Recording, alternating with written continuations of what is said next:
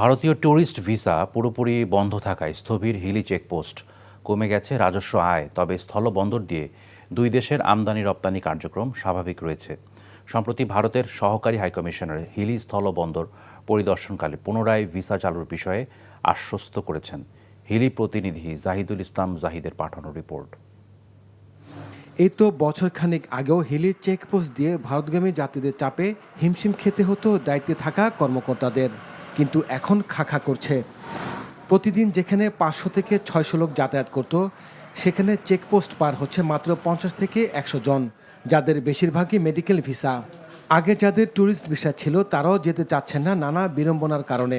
Tourist visa বন্ধ থাকায় ভারতের বিভিন্ন শিক্ষা প্রতিষ্ঠানে অধ্যয়নরত শিক্ষার্থীদের অভিভাবকরা পড়েছেন দুর্ভোগে।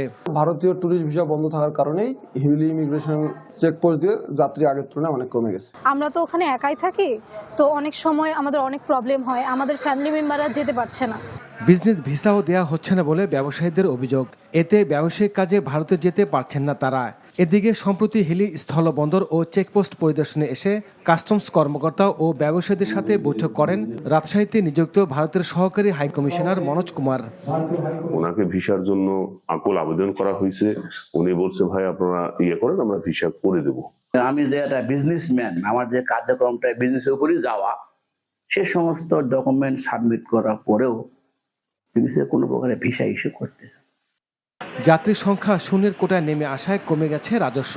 যেহেতু ইন্ডিয়ান ভিসা বন্ধ হয়েছে, টোটালি শূন্যের কোটায় চলে আসছে, যার কারণে ট্রাভেলস ট্যাক্স থেকে বঞ্চিত হচ্ছে সরকার। দ্রুত ভারতীয় ট্যুরিস্ট ও বিজনেস ভিসা চালু হবে এমনটাই আশা সাধারণ মানুষের। NTV news desk. বান্ডেল থাকলে প্রতি সেনমানিতে টাকা বাঁচবে। বিকাশ সেনমানি বান্ডেল কিনে জিতুন প্রতি লেনদেনে।